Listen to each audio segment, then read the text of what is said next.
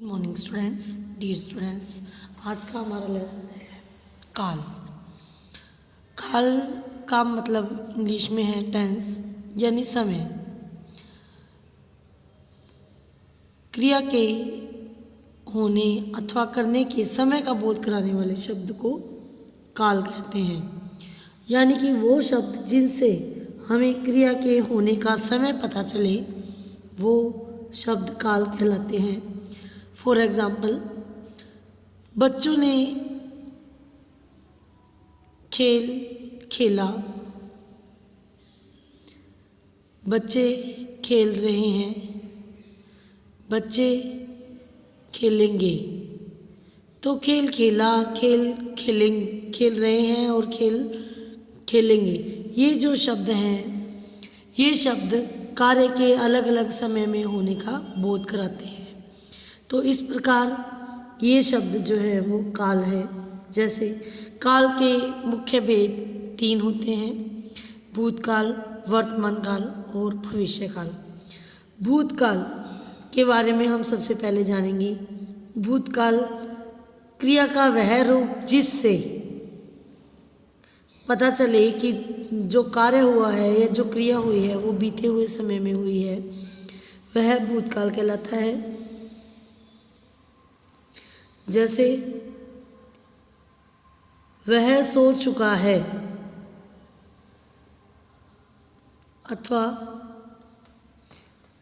मोर वर्षा में नाच रहा था। इस तरह के शब्द। सो चुका है अर्थात काम हो चुका है, सो रहा है, वो सो चुका है। और मोर वर्षा में नाच रहा था यानी पहले नाच रहा था, अब इस समय में नहीं, यानी ये क्रिया हो चुकी है। तो इसका जहाँ जो क्रिया हो चुकी होती है, रहा था, रहा है, आया था, गया था जहाँ आता है, था, थी, थे, ये वर्ड मोस्टली जहाँ आते हैं वहाँ भूतकाल होता है। या हम इसको सीधे रूप से इस प्रकार समझ सकते हैं कि जब कार्य पूरा हो जाता है, हो चुका होता है, वो भूतकाल होता है। भूतकाल के 6 भेद आगे बताए गए हैं। सबसे पहला है सामान्य भूतकाल। सामान्य भूतकाल में भूतकाल के साधारण रूप को कहा जाता है। जैसे जहाज चला गया, हम आगरा गए, ये शब्द सामान्य भूतकाल के उदाहरण हैं। आसन्न भूतकाल।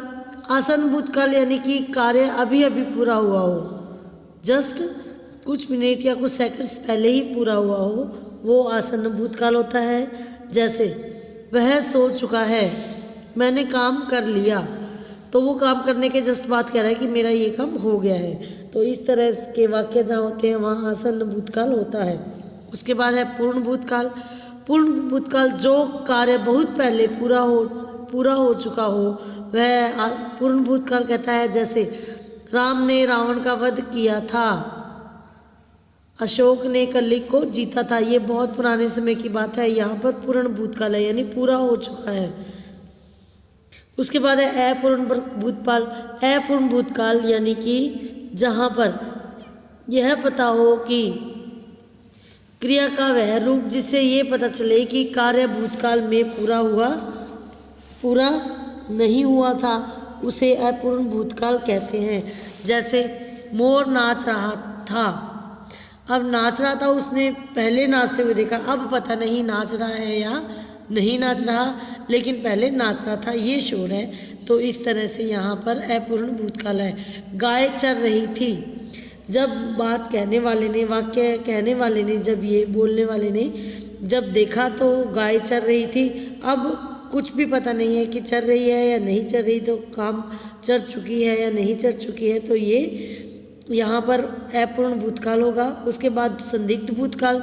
संदिग्ध भूतकाल वहाँ होते हैं बेटा जहाँ की कार्य की अनिश्चितता हो, कार्य के होने में संदेह हो कि कार्य पूरा हुआ है या नहीं होगा, सिर्फ हम इसमें अंदाज लगाते हैं। रवि ने अपना काम समाप्त कर लिया होगा, वह घर से जा चुका होगा, उसने गाड़ी पकड़ ली होगी। तो इन कार्यों में संदिग्ध है और क्लियर नहीं है कि काम पूरा हुआ है या नहीं पूरा हुआ है, तो यहाँ पर संदिग्ध भूतकाल होगा। उसके बाद है हेतु हेतुमत भूतकाल। हेतु हेतुमत भूतकाल वे होते हैं जहाँ पर कोई एक कार्य दूसरे कार्य पर निर्भर हो, यानी कि जो दूसरा कार्य है वो तब पूरा होगा जब पहला हुआ हो।